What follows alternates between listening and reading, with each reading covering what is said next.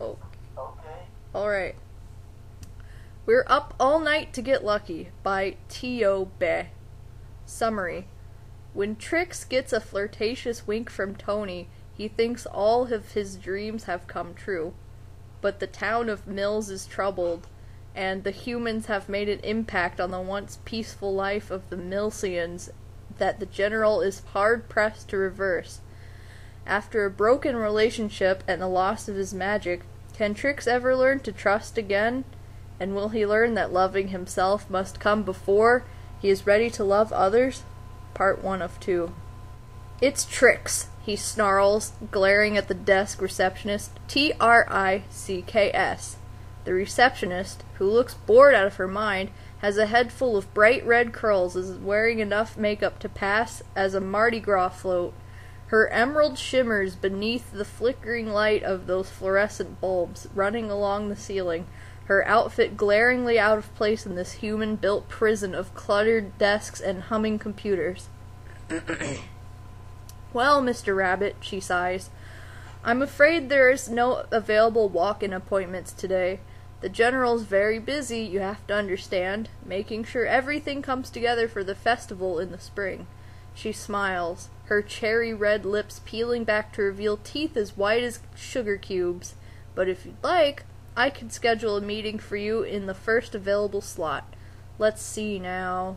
The next open day is... She clicked through a few pages of a calendar program on the computer. In December. December is 8 months away.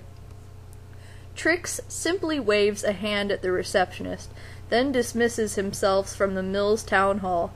It's entirely useless. The law will only work against him, taking more from him than he ever had to give. His entire life felt like it was slipping out of his hands like powdered sugar through a sieve. And the worst part of it was the General, who had once seemed to be a friend, had seemingly lost so much interest in Trix that the rabbit may as well have not even existed. Trix huffs and sits on the ledge of an ornate chocolate fountain in the garden outside of Town Hall. It's a chilly April morning, the sun just barely peeking out from over the Applejack's treetops. It should be warming up soon, but the school children are wasting no opportunity to enjoy a bit of hot chocolate before the weather grows too warm for it. They hurry along with their mugs, dipping into the steaming chocolate pooled in the base of the fountain. Some of them lob marshmallows into the fountain to make a wish.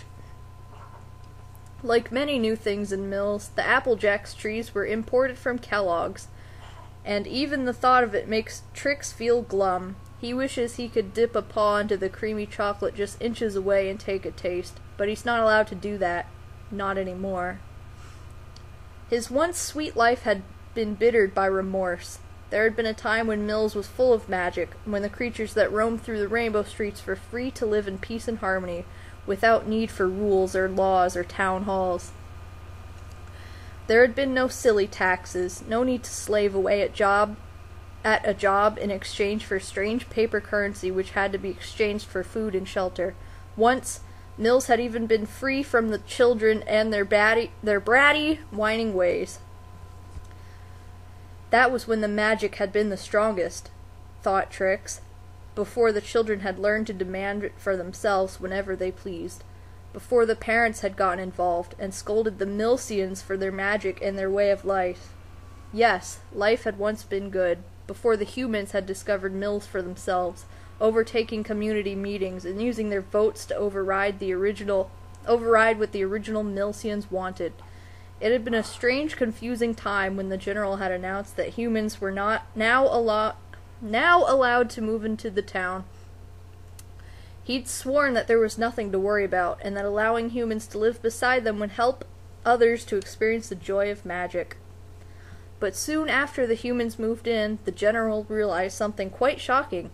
The humans thought they had to pay money for food. What a funny thought. That's what Trix had thought at first. Why would someone need to exchange bits of paper for the very thing keeping them all alive? The humans explained to the General what they were talking about, and the General seemed to change instantly.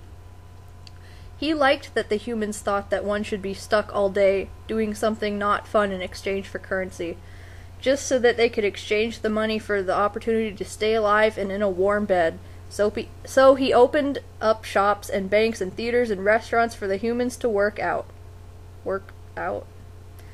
He made them paper money to exchange. The humans liked this, but when the Milsians tried to explore the culture of the humans, they were yelled at for not bringing money with them.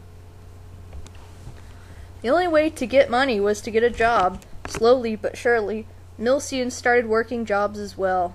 Then, as more and more human establishments took over, it became necessary to work. After that, the humans felt free to push other strange rules on the Milsians as well.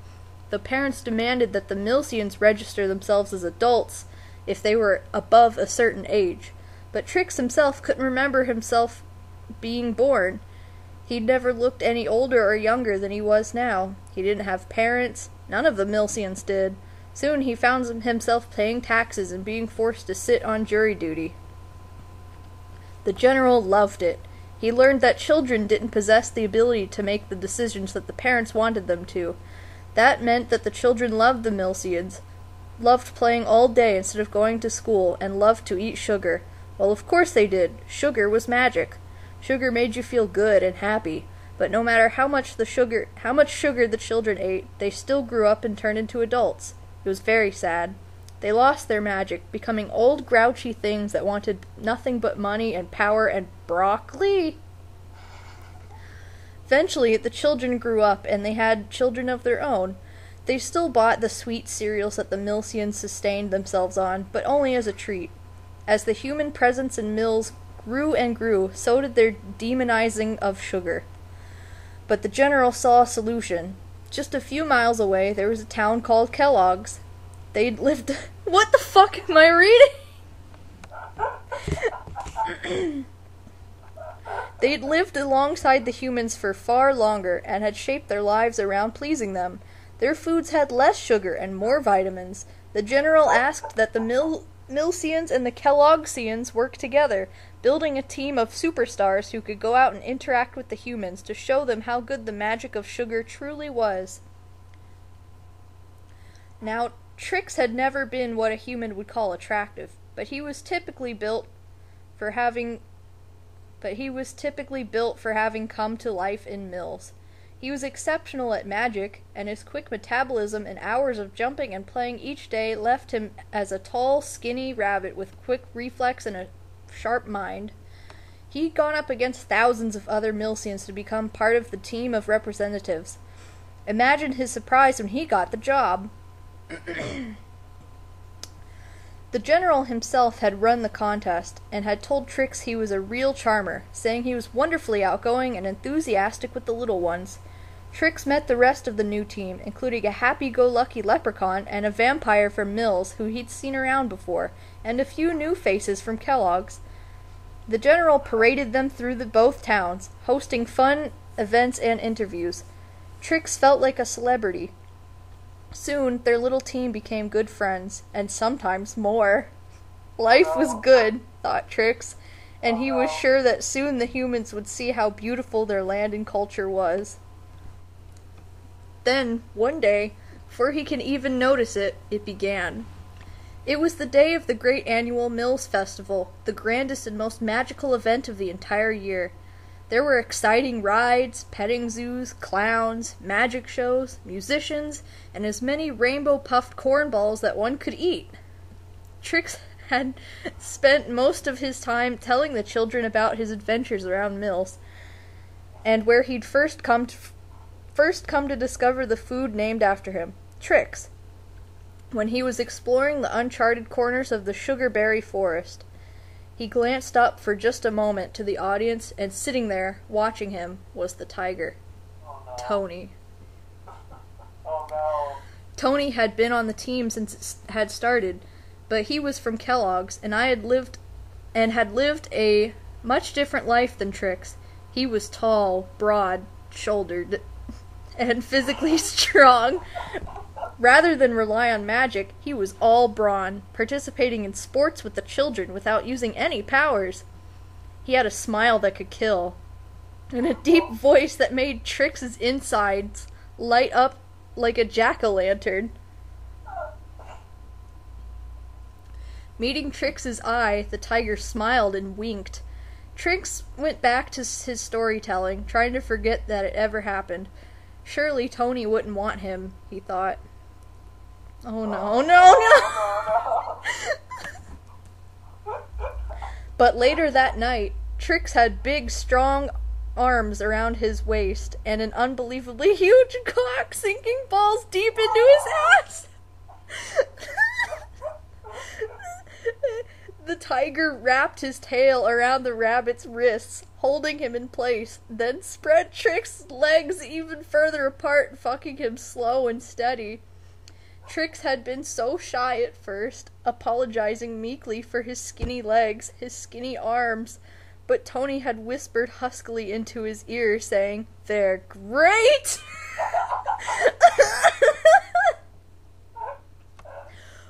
Oh my god. The affair lasted past the first night, which Trix found amazing. Maybe being a skinny little runt wasn't so bad after all. Tony was awfully nice, kissing him awake and making him breakfast. Tony seemed to truly accept Trix for the way he was, too. For the breakfast the tiger made were healthy for himself, but sweet for Trix. Tony would eat some of his boring frosted flakes with half a grapefruit, some bacon, and some black coffee, watching quietly with his warm eyes as Trix ate his bowl of sugar-coated corn puffs. "You're very beautiful," Tony would whispering. Tony whispered. I'm gonna fix it. Coming up behind Trix to take away the dishes. Typically, it was straight back to the bedroom after that. Tony's hands knew every inch of Trix's body, rubbing and tickling and stroking perfectly, using his strength to life the rabbit into the air. Okay, to lift the rabbit into the air and fuck him until Trix was sobbing from the pleasure. But not even paradise can last forever. Oh. That is a great line. One morning, Trix awoke to find the breakfast table set as usual, but Tony was sitting there silently reading his newspaper, looking unusually glum. They'd been living together for a few weeks now, and Trix had grown comfortable in the relationship. Their little apartment overlooked Honeycomb and Honey Nut Cheerios' orchard, and the smell of warm honey always drifted in through the kitchen windows. Trix knew that he could live this life with Tony forever, peaceful and happy, never having to pretend to be anyone but himself. After he sat down for breakfast, though, he saw why Tony was so silent. Rather than his normal bowl of rainbow Trix, there was a plate set out for him with 2 scrambled eggs, a piece of bacon, and a few slices of orange. His normal chocolate milk had been swapped for a glass of plain white skim milk. Trix's heart dropped into his stomach. "Is everything all right, darling?" he asked feebly, eyebrows knitting together in worry. He was sure that Tony couldn't be mad at him. They rarely argued, and when they did, it was over silly little things that usually got resolved quickly through a tickle fight. Tony only shrugged. "Thought since we were getting more serious, settling down together, you'd be more willing to make some changes. For us, you know?" Trix shook his head, confused. "Tony, you know I can't eat this," he said, gesturing at the protein and produce. "It has absolutely no magic in it." This seemed to agitate Tony, even though it was the truth. "Look, we're adults, okay? We need to be looking out for our health. All that white sugar can't be good for you." "I run and play all day," said Trix, unable to believe what he was hearing. "I won the Tour de Trix bicycle race, for goodness sake. You think I could do that if I wasn't healthy?" "There's a difference between being the healthiest rabbit in a town full of sugar addicts and actually being healthy, Trix," said Tony. "I mean, have you never worried that you won a race and you've got absolutely no muscle at all?" Trix was dead silent, staring at Tony as if he was a stranger. You're bothered by me not having muscle? A lump had risen in his throat. His worst fears, which had long been buried, suddenly began to dug up again. Well, I certainly wouldn't mind if you decided to get in shape, laughed Tony. He smiled then, his charming grin looking strange and sinister in the light of the conversation.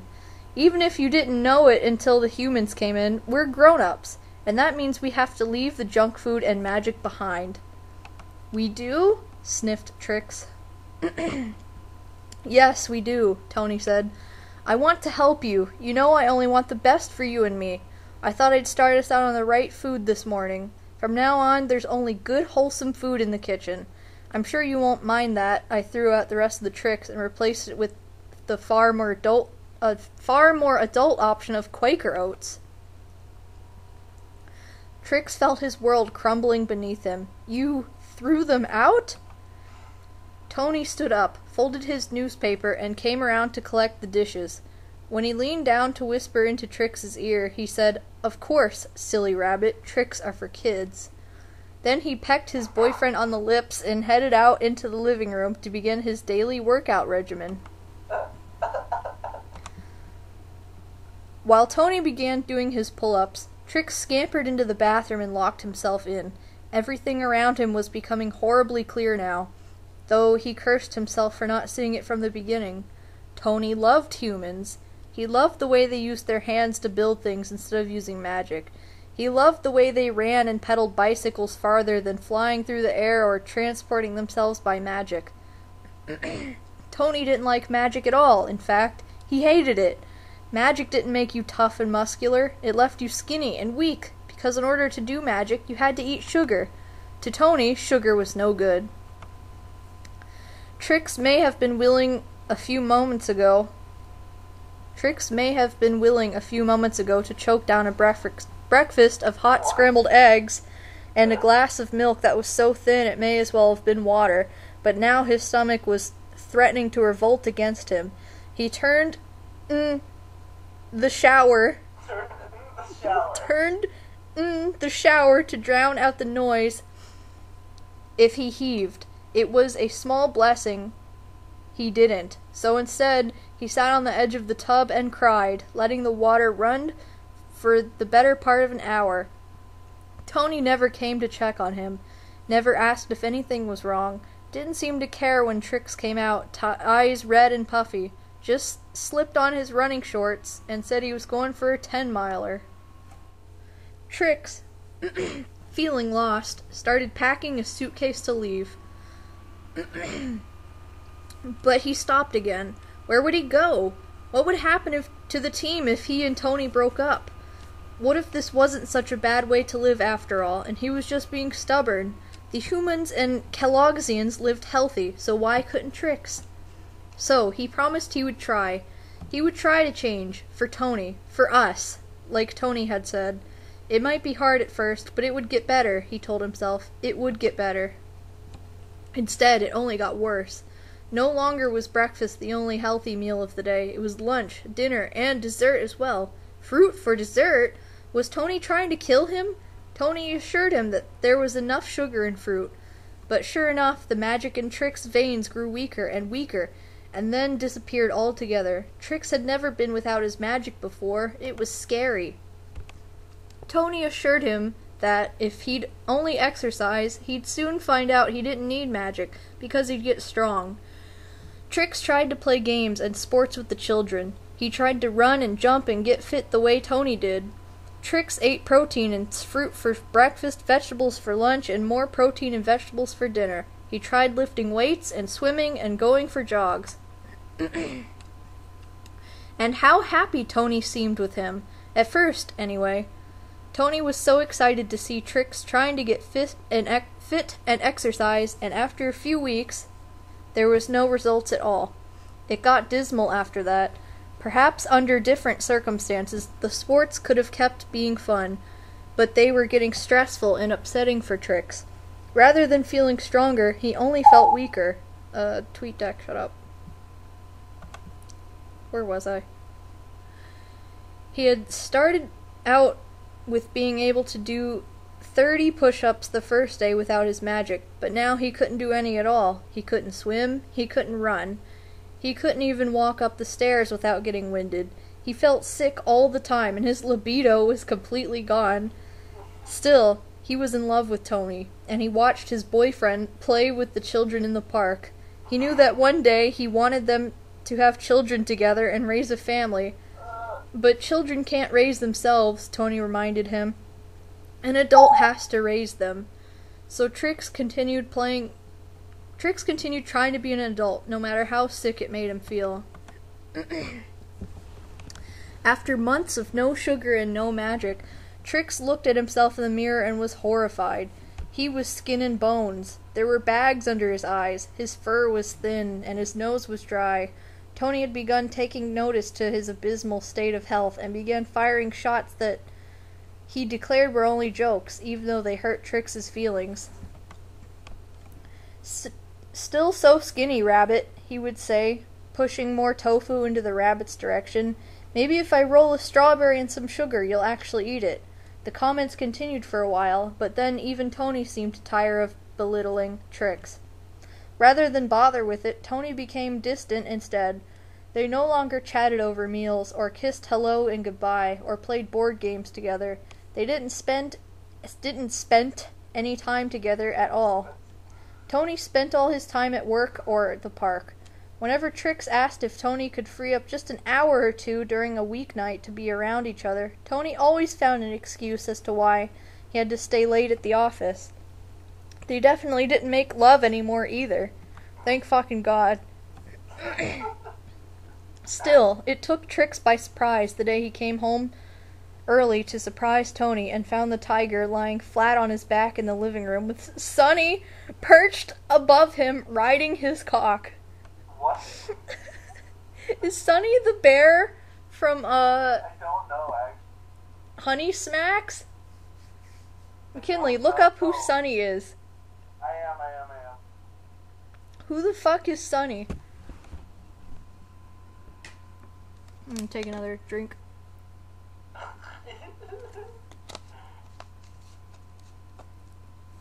Who is it? This is all, Becca, I'm scared. This is all I got.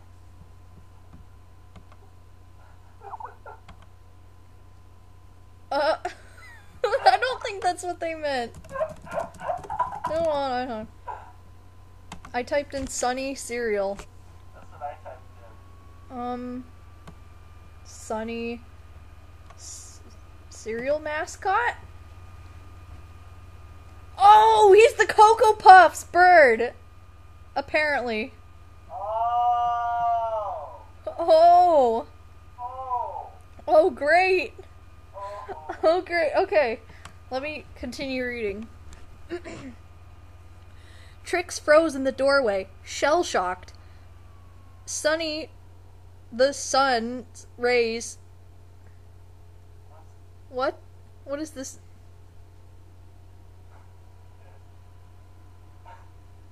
I'm confused by this sentence. I'll just read it as it is. Sunny, the sun's rays were stretched out around Tony's hips, acting as leverage as Sunny brought himself down sharply on the tiger's erection, which disappeared into a dark spot on the sun's ass. 2 metal scoops dangled freely from Sunny's chest, bouncing in time with Tony's erratic thrusts, the tiger's head lolling back as he groaned deeply. Who the fuck is Sunny? This doesn't sound like Sunny. I mean, the internet says that it's the Cocoa Puffs bird, but the Cocoa Puffs bird doesn't have cereal scoops on his neck. Or rays of sun. Whatever, just pretend it's the Cocoa Puffs bird. Ah, fuck, Sunny, Tony growled, reaching out to grab the sun's hips. I'm gonna frost soon? I'm gonna frost soon.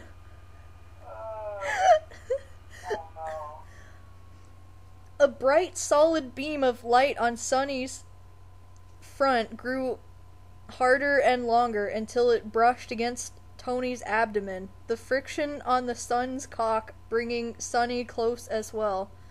Wait, Sunny is a literal sun? Wait, I know who Sunny is! He's the Raisin Bran son!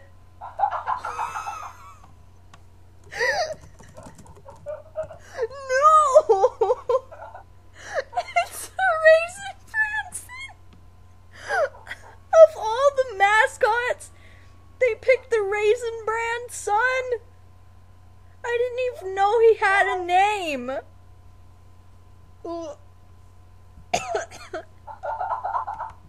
Oh my god. Holy shit. Holy crap. Okay. Shut up, TweetDeck. Oh, Tony, moaned Sunny, pressing his eyes shut as his orgasm raced closer. It's never been this good before. It feels like it's gonna be 2 scoops! The sun's erect ray suddenly radiated bright white, and Sunny's orgasm spilled from him. Hundreds upon hundreds of raisins ejaculating from his prick. They scattered across Tony's chest, and the sight brought Tony over the edge as well, his cream shooting out of his balls and filling the sun's asshole until it was spilling out like an overfilled glass of milk. It's almost over, McKinley. There's only one big chunk left. No. It wasn't until they were both satisfied, panting for breath, that either of them bothered to glance over to the doorway. There, Trix looked on at the sight plainly before him, finally seeing the truth, which even Tony had known for a long time. Things with Tony were over.